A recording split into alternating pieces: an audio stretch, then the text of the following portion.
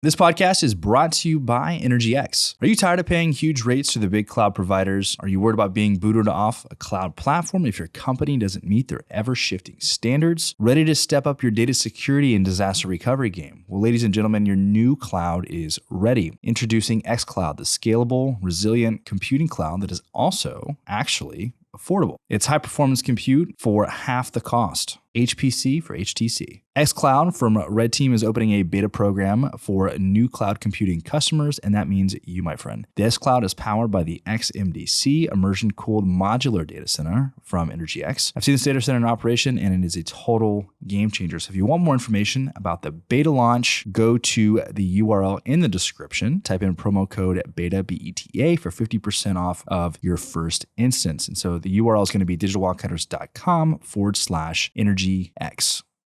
What's going on, guys? Welcome back to another episode of the Oil and Gas Startups Podcast. I'm here with my buddy Luther Ott with BarrelHub. What's up, man? Just happy to be here. Made the drive down. Glad to be out of the heat. Where'd you come from? DFW? From Dallas, yeah. Okay. Mm-hmm. Are you on the Dallas side or the Fort Worth side? Dallas. Okay. Yeah. We're not on the cool side. Not on the cool side. I love Fort Worth, man. I've spent a little bit of time in Dallas, surprisingly, but it's actually the place I've probably spent the least amount of time, I think, having lived in Texas the majority of my life. But I've spent a lot of time in Fort Worth, and it's a nice place, man. Yeah, if we had it to do over again, and could have, I think we would have ended up in Fort Worth. It's just a little, I come from Jackson, Mississippi, so you come to Dallas and there's a Ferrari and a Range Rover in every, at every restaurant. It's just a little bit shock and awe. Jackson, Mississippi. I can't wait to dive into your backstory. So really quickly, let's start off with, for those who are listening, what is BarrelHub? What do you guys do? So BarrelHub is a software that my partner and I had built that basically brings transparency to the producers and operators in Texas, and you can do it because the legislature in Texas has mandated that the transactions are public, and that so that they don't miss out on their taxes. And so it is not uncomplicated to gather all of the intel, and it is. And what kind of intel are we talking about specifically? So with BarrelHub, I can show you every lease through oil or gas, every lease in Texas about 45 days after the beginning of the month. I can show you for every lease the volume, the gravity, the lease name, anything you would ever want to know about it, and which a lot of people would say they can do that. But I can also show you the purchaser and the producer and the price paid. Bingo. That's the big thing right there. Right. So it's essentially, there are a lot of uses for it, and we're finding out all the time from clients that uses that we didn't think of. But it's essentially what it was built for was to bring transparency, because the producers, what are you getting for your oil? Well, what they're paying me. It's interesting. So it's like, I think back to when we were in the operating game, right? We're up outside of Tulsa, and I don't remember who we worked with. Maybe it was like Energy Transfer or somebody, or Enterprise. I don't remember exactly who it was. Somebody with an E, and they were in the midstream. But you don't have any transparency historically into like, how much should I actually be getting paid for this? What is the actual market rate? Am I getting what Joe Bob next door with his wells is getting? Exactly. And do you think about like real estate?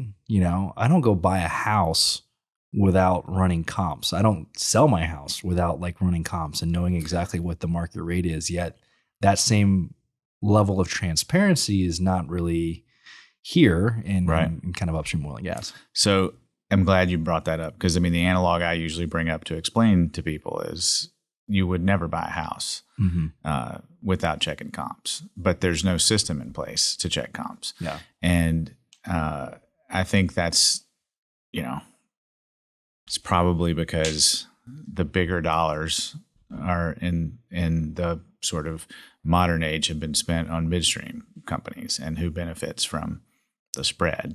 Mm-hmm. It's not the operator, right? And so it just wasn't there. And, when we started, part of my mental calculus for doing this is, so I've run hedge funds, private equity funds, done consulting. I'm late to the energy game in my life. But, one of the axioms is, it would have been cool to be around in the gold rush, but not really if you were gold mining.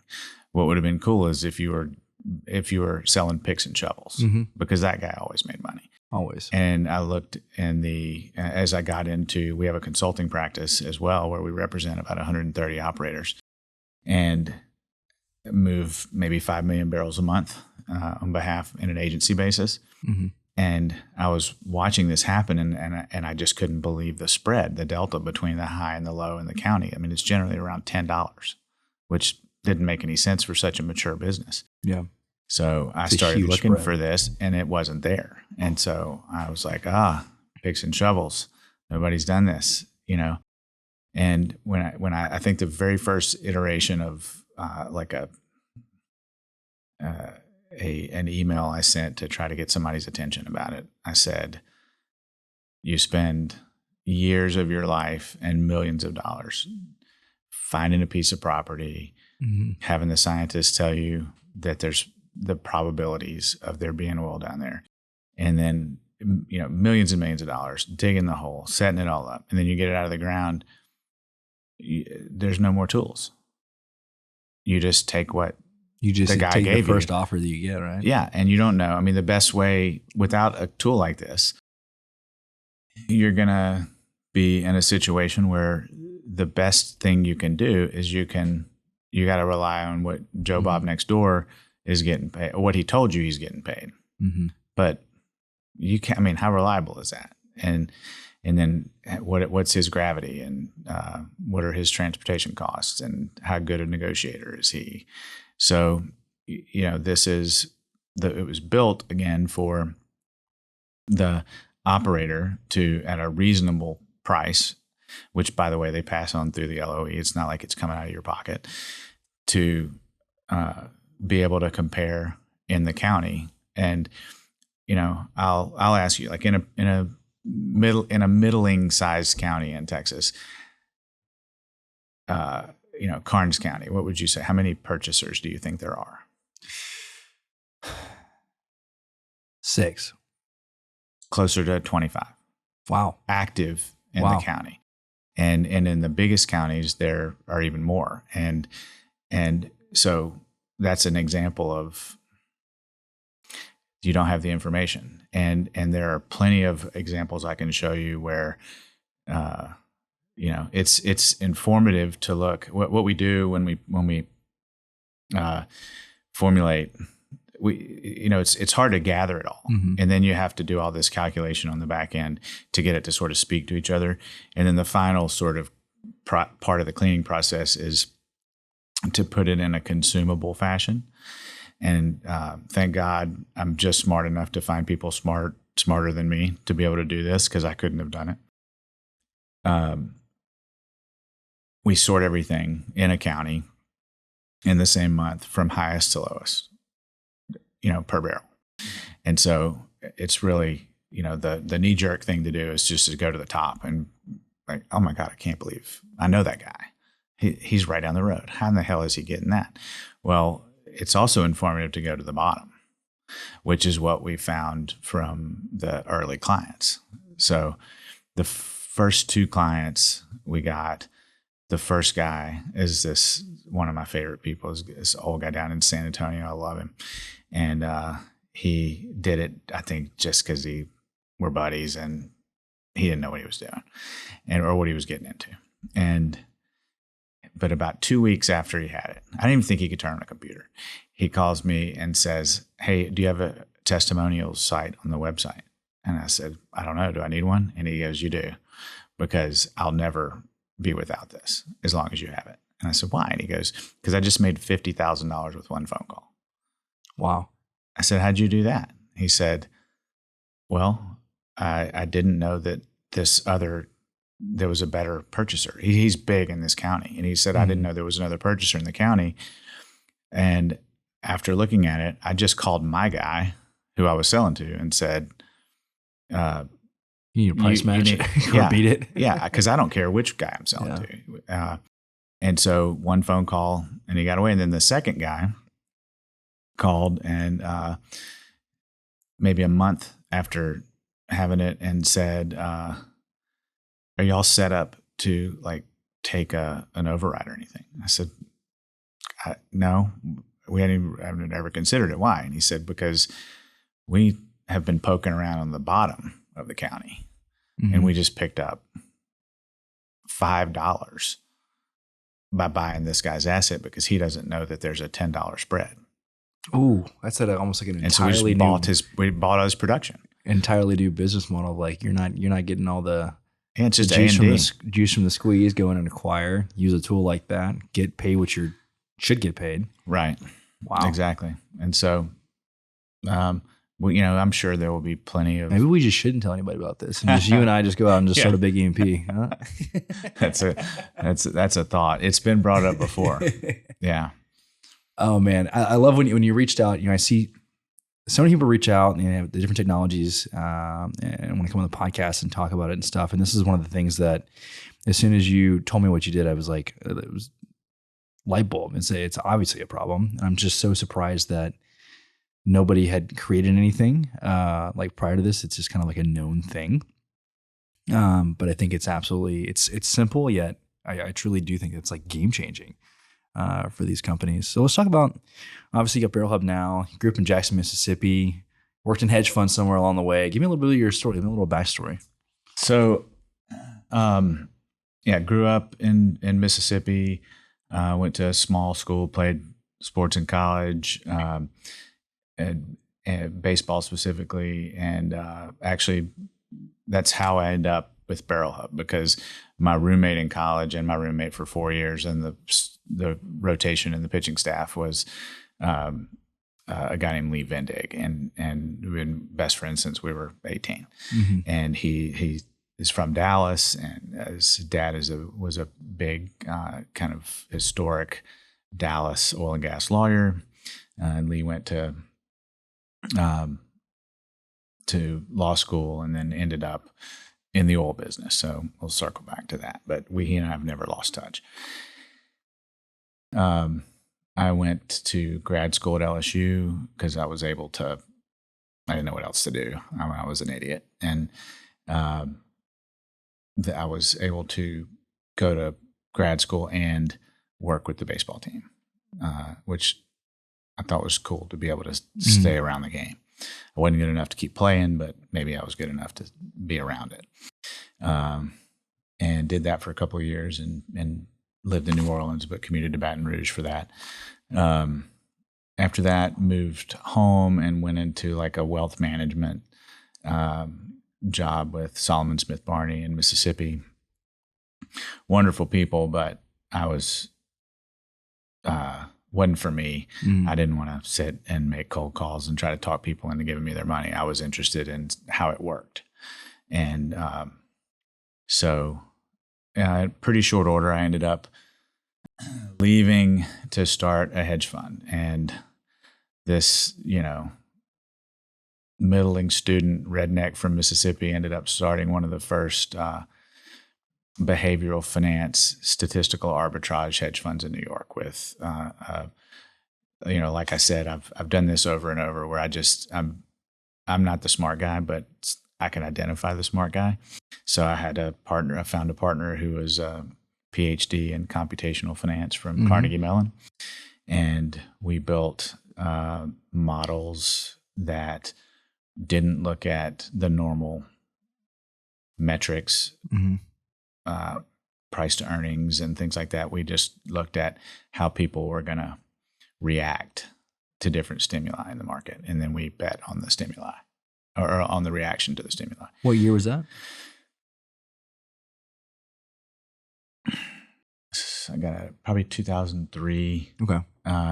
We did it for a while, and I'd love to tell you how it ended, but I signed a document saying I wouldn't. We sold some. We were able to sell some of the algorithms, and I moved on. The time was right. Positive Yeah, outcome? yeah. Okay. Good stuff. Yeah. And I moved from there. I basically, my family has a chicken business, and That's not where I was expecting this conversation to go. it's yeah. Well, so my grandfather is a guy that started Sanderson Farms. Okay, sounds that familiar. just became Wayne Sanderson Farms. Okay. And my grandfather had passed and the estate was settling. And so I kind of came back to help settle the estate and set up a sort of a work with my dad to set up a family office, a little investment office for the family, and did that for, 1 minute longer than I needed to. And then I needed to stop that because it's good to work. I like to work. I like to work hard, but I'd rather those relationships be good. And it's too hard to do it with it's hard to people work with that you family. love and you're really close to. And so we all valued that more than we valued the working relationship. So I got invited from there to join some friends who were going to start a private equity fund. Did that, and it was a real estate private equity fund, and my job was sort of to institutionalize the process because these guys had a really good idea that nobody had done before, but they didn't have any experience with building an investment vehicle and then a company and how to get investors and do all of that. So that was sort of my role. And I did that, and we went out and were lucky and got funded quickly. And unfortunately, it was a real estate private acquisition company that got funded in the beginning of the spring of 2008. So about 6 Impeccable months. Timing. Yeah. Awesome. About 6 months in, the head of the sponsor, the capital sponsor, called me and said, I've got, you're in fund 12. I've got 11 other vehicles trying to hunt me down to choke me. I just don't have time for this right now. I need to turn it off. And I said, honestly, I was expecting your call 3 months ago. I'm surprised it took you this long. I get it. He kind of concludes with, if you ever want to do anything else, call me. And so we're still friends. And so from there, I had an opportunity to move to Dallas. A friend of mine was running a sort of a mix between a hedge fund and a private equity fund. It was a fund of hedge funds that also had a private equity component. And he had been in the right place at the right time. It was a really smart guy. And I came over to be his partner, and we grew that business really successfully for about 10 or 11 years. And at some point, those businesses kind of plateau. And when it plateaued, I can create it or I can kill it, but I can't babysit. I just don't have the personality to do that. And we were at that level where it was just kind of come in and make sure that trains were running on time, and my feet fall asleep. I was no good at that. So I'm still involved and really close with those people, but not doing that anymore. So I started taking some consulting gigs because I realized, kind of late in my 40s, I guess, that a lot of what I'm okay doing, people find really distasteful. Not the starting so much, because it's always really exciting, but the dirty part of going in and being the bad guy or the hard guy, and I have some screw missing, and tend to say what other people are thinking. And so I was brought in a few times and that was really cool because, I mean, I didn't make a lot of friends with the other side, but I did learn a lot. I mean, I got to do some stuff with NASA and Jet Propulsion Labs and AI like 10 years ago.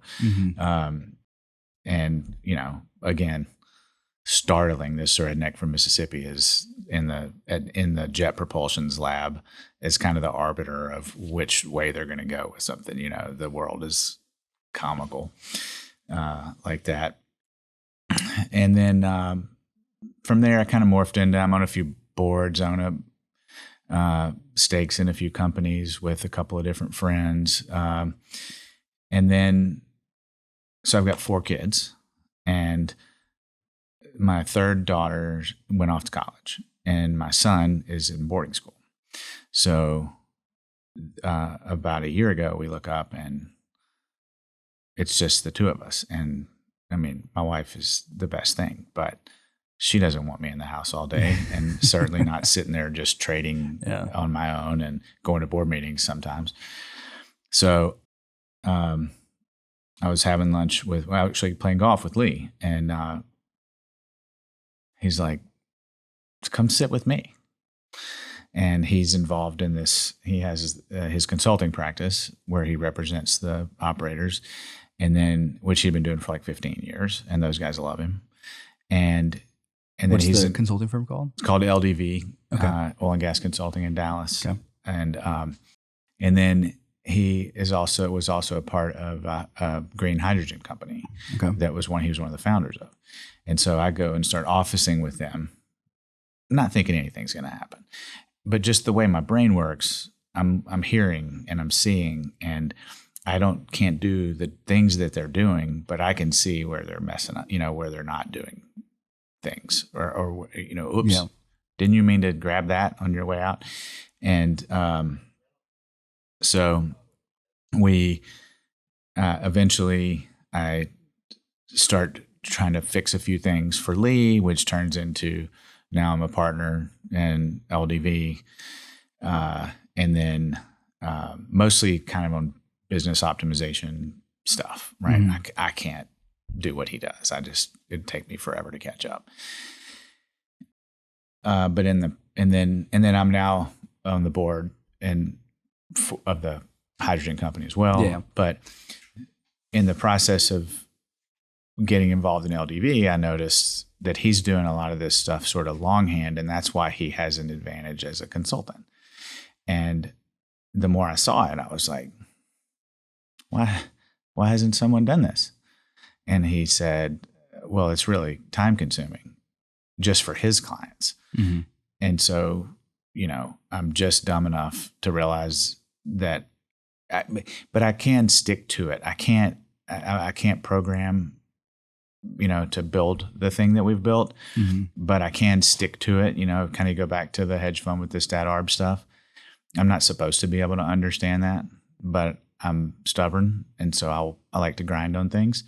So I found this CTO who was a kid out of Texas Tech who is, twice as smart and good looking as I am, and also really young and energetic, and has great ideas. And together we just ground it out and built this thing. And now we're just trying to get the word out. Was the idea originally just to kind of build a tool for your own use internally to kind of be able to help the clients?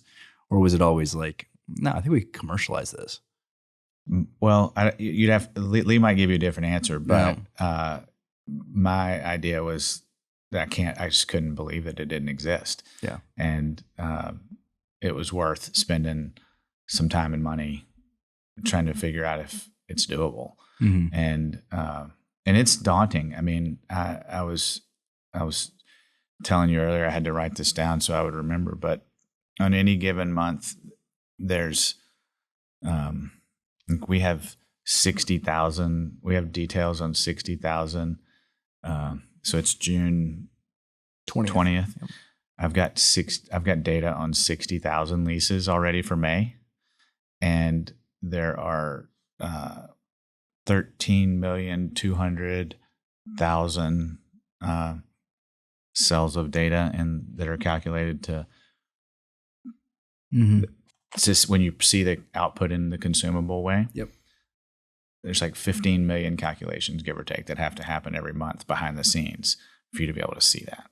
And, part of my hesitation when we talked before about doing this, I know I need to get the word out. I've never had a commercial business where I had to be the sales guy before or try to get the word out for something like this, where I had a product, like a SaaS product. But one of my hesitations was I was worried about somebody coming in and trying to catch us. But the more I worried about that, the more people kept telling me, look, if it was easy, somebody would have done this a long time ago.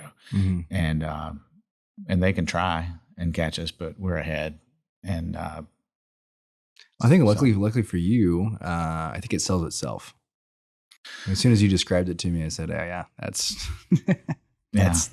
that's an obvious, like, huge value proposition to anybody. Yeah. And we made it, purposefully. It's a subscription model. Mm-hmm. So I'm not holding anybody hostage. It's a 6-month commitment. It's $1,000 a month. I mean, it's not the whole thing is like, how do I make it easy to say yes? Because again, if somebody's taking advantage of me, what I'm told most frequently is you're way underpricing this. Like something like this should be. That was my initial gut reaction. Yeah. 4 times what it's cost. But I'm not trying to set the world on fire with it. I think that any operator that will take that, or producer that will sit down with an open mind, and that there's a possibility that there's a way to view the world in a way that he hasn't seen before. Yeah, I just don't see how you can look at it and not go, I didn't know you could do this. This is different.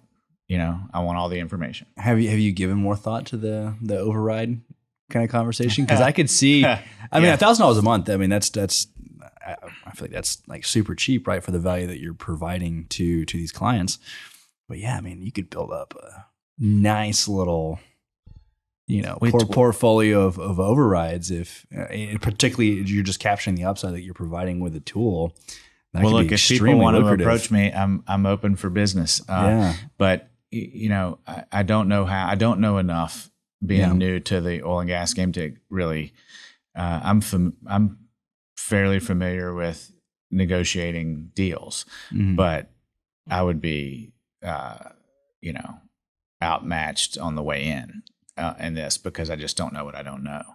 About how to do it, how to do that, and what's a fair deal and what's not. But I mean, I would certainly be open to it because this is not we're self-funded. We're not bad. I don't owe anybody anything. So I don't have to answer to anybody else. So if there's a better way to, to do it. I mean, we have been approached recently by a purchaser who, the midstream guys and the purchasers aren't the biggest fans of this.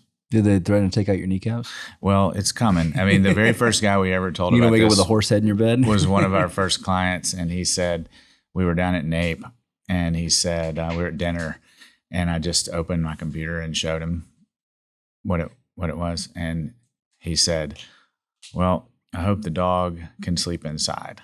And I said, "What are you talking about?" What does that mean? That's somebody's going to come get that dog. Somebody's going to come kill your dog over this. Yeah, they're going to be mad. And but look, I'm kind of a student of business and kind of writ large, whatever it is, and this is what happens. It's just sort of blocking and tackling innovation, and it was going to happen sooner or later. And margins get compressed, and the winners win, and the guys who are going to be the maddest are the guys who are buying from that guy at the bottom. Yeah. And they wonder why they can't ever. It's come. You've seen it. You've seen the, let's use Enverus is a great example, starting off as drilling info and taking public data that you can go and find on the Railroad Commission website or the OCC website, right? But taking it and putting it into a way where it's easily consumed, and you're combining all the different states, and then adding more intel for the end users. And now they're a $7 billion company. Yeah. They are the behemoth. It's you can't be an oil and gas company and not subscribe to It's either in Verus or Well database, but you need that Right. data one way or another. And I just don't say this often, but I think that BarrelHub also fits that. It's like it's going to be absolutely essential to make sure you're getting paid what you need to be paid. Right. It's a very simple concept, but like you said, very hard in execution to actually pull off. But I see it as being just extremely valuable. Yeah. I mean, look, I have nothing but respect for those specifically. And, have in no way do I want to consider BarrelHub competition, right, with those guys. It would be a fool's errand to do that. But I think it's an accretive bolt-on type of tool that is it's not the same thing. It's just and well, it's totally separate data, and they don't do that. And to my knowledge, and it's when we go back to the pricing proposition, the one of the reasons that I did the price, we settled on the price was, if I came out and was charging $10,000 a month and was setting the world on fire, and there was a waiting list to get in, there'd be 5 people out there trying to recreate it to catch me. Mm-hmm. But at $1,000 a month, I mean, you'd have a hard time convincing your capital commitments committee to go spend $1 million on engineers to compete with me, because you could just get it from me. So that leads me to a next great question would be, so like, what are the ambitions? Like, what do you want BarrelHub to be? Is this now you've had a successful career, I feel like multiple times over. So does this become more of a lifestyle business in a way, or do you continue to grow this into, mid-sized company, large company? I don't know. Where's your head at? Well, remember when I said I'm good at building it or killing it? Yeah. But not the babysitting part. I'm a little lost on that, if I'm being honest. We're batting around ideas like, do we hire a sales guy? I mean, you kind of, with the downside of the product is largely me, because I don't know how to put it in a form to make it easy for everybody to know about. I don't know anything about getting it out to the masses, right? And I don't come from I don't have a background where I have a Rolodex full of all the operators, so what we do from here, do we hire a salesperson? How do we get the word out? Right now, the way it's done is because I don't know how to tell Taylor to build a tool to make it really easy to understand what it is without doing a demo. Mm-hmm. And so my immediate goals are to get more ability to give demos. I love doing that because I've been in a lot of different businesses and been inside of a lot of different businesses, but this is the first one where, I honestly feel like I'm doing you a favor when we're watching, when you're doing the demo, because I don't do one. Well, so there's 2 demos that happen. One is if I get on the phone with the marketing guy from the operator, he says, "Wow, this is great. Let me call you back." And then he burns my phone number and somehow blocks BarrelHub because maybe he didn't get the best purchasing agreement, and now his job's on the line. He couldn't. I mean, the thing is, and I try to say to him before they hang up on me that you can't, without the tool, you couldn't. I'm sure you did everything you could, and you know so much more about this than I do, and I'm not trying to compete with that. This is just like another tool, and it might not look great that when you go to your county with the most volume, you're 100 down the line, and you're not where you've kind of made it sound like you were getting everything you could get. But long term, you're much better off having the tool and being able to get the best price you can get. And, I'm only trying to make you look better, not worse. But then we get the boss on the guy who owns the economics. And if you're the CFO or the CEO and you see it, I mean, that meeting only goes one way. The guy starts the call, and as I'm pulling it up, he says, well, I appreciate the bill. You show me this, and I've heard great things, but I mean, we're really good at this part. I mean, I'm sure we're getting top dollar. And I say, okay, yeah. Well, I already know. Are you able to pull up exactly what? 100%. I can do it right now. I can show you you tell me any operator, any lease. I can tell you what the volume was from any month, what the gravity was, who they sold it to. I got the lat longs. I've got a map, so you can calculate the deducts. I can tell you whether it was trucked or piped. And those are just the things that we put in the HTML on the website. With you have to choose. Select the things because there's limited real estate in the HTML version.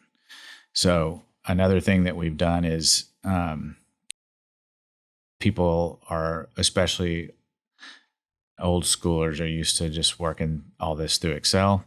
And we kept having people say, well, can we get it in Excel? And we wanted to accommodate them, but also I have a lot of money in the IP here, and I don't want to just give it away so that it can be shared all over creation. So I was hesitant to do it. Eventually, we found a third-party solution where there's a data room that we've created. So from the website, once you're signed in and you're in your dashboard, you can choose to view it in the HTML, which is really slick and fast, or you can, you can go by county. You can select by any of those. Bless you. Thank you. You can select by any of those variables, or you can choose to go to the data room. If you go to the data room, you can download a local copy of any month in Excel. Now, I did it that way because it's watermarked and you can't copy and paste, and you can't print it. So I'm as protected as I can be while still trying to provide the best service. But you can do a month at a time like that. So 2 questions. First question would be, so you said you're in Texas exclusively right now, right? Mm-hmm. Okay. So any plans to move to the other states? Yeah. If I had a sales engine in place, such that I didn't have to worry about that part, I really like the puzzle building piece of this, and I would love to go investigate and try to figure out how to do it in other states. It would be, I feel like it's your obligation now. We'd start here and work out, right? I'd like to do New Mexico, Oklahoma, and then Louisiana. You gotta get those infinity stones, man. You got Texas. Yeah. You gotta put the other ones in. Get Oklahoma, get Louisiana. Yeah. Well, Colorado. Texas is different because of the and it's not red. I mean, even if when I say it's different, it's out there, or I wouldn't have BarrelHub. But it's not. It's out there because it has to be out there, but it's not out there in a way that they are encouraging you to find it. As a matter of fact, I could tell you where, there's one really obscure thing, like the pricing part, and you have to know 50 things before it means anything. And I could tell you where to look for it, and it'd take you a week to find it. It's not meant to be found. It's there because it has to be, because the legislature said it had to be, but it's very obscure. Now, it's not obvious in a preliminary check if in New Mexico, Oklahoma, and Louisiana, if it's possible. That doesn't mean it's not doable. I just haven't been able to dig into it yet. So what if somebody, a lot of oil and gas companies use one of 2 things, right? So they are either subscribers to TIBCO Spotfire visualization or like a Microsoft Power BI, right? do you allow the users to be able to like take in the data, like put it into their own visualization, like as long as they're a subscriber? Or do you has keep not that come in-house? up if it would not be with the standard. I wouldn't think it would be with the standard licensure. That would be a separately negotiated deal. If you came in and were a big company and you wanted to do that, I would be happy to have a discussion about a separate licensing agreement, or even a white label agreement. If there's somebody out there with a software suite that this would work for, who has the sales part figured out. I mean, the exciting part of doing this to me is I've done it. Is getting it here. It's like a kid, I mean, I'm really proud of it. It's because I didn't know that I could do this. We could do it as a team, but I'm open to whatever. And if there's a way to use it that I haven't thought of, which almost certainly there is, because I mean, I'm the dumbest guy in the room. I don't know anything about oil and gas before a couple of years ago, other than sort of certainly nothing more than your an average sort of 25-year investor guy might know, might pick up, but the nuance, I don't profess to be an expert. I love that, man. So where can people go to find out more? Is it your website, BarrelHub.com, or? Well, I wish. So yeah, there's a guy that is, I'm trying to make my friend up in Maine, of all places, who refurbishes barrels. Maybe actually this is a good thing. A company called River Drive. He owns a company that refurbishes oak barrels for spirits, right, and wine. And he bought all these URLs for redirecting, which I didn't even know was a thing. And I found it and have called him and tried to offer him, good human points for letting me have BarrelHub.com, because he's not using it. Yeah. But we have it's BarrelHub.co, BarrelHub.co. Okay. So the consulting site is ldvconsulting.com, but BarrelHub.co is and then if you go to BarrelHub.co, and you don't want to call and you want to see what it is, there's a little video at the top that kind of explains what's going on. And then if you scroll down the page, you'll see a snapshot with some redacted information about the gas, how the gas works, and then how the crude works. And, we haven't talked about the gas because, I know even less about the gas, and as to how to talk about it. I kind of can tell you, if you're a producer, how I would show you how to make money with it, right? What we do in the consulting room. But with the gas, there's so much more information. When we pull down the data, it doesn't say crude and gravity. It says, condensate, residual gas, lease use. There's like 6 categories. And so it's a whole other animal. But people ask for it. We did the crude, and then they asked for the gas. And it was the same function to do it. And so I did it, but I'm not sure exactly how it's going to be used. But yeah, BarrelHub.co, and you can get a lot of information from there, or shoot me an email. I'd love to talk about it. Awesome, man. And we're about to have you record a demo on DW Insight. So if you're a subscriber, if your company's a subscriber to DW Insight, you can go in there and see the demo of BarrelHub, find out more information about them. This podcast will obviously be on there as well. So Luther, man, thanks for making the trip down, man. This has been great. I see a very fruitful future for you guys. This is something that sells itself. Well, I appreciate it. Thanks for having me on. Absolutely, man. Hey guys, if you liked the episode, take 2 seconds, send it to your friends, leave us a rating review, and we will catch you guys on the next episode.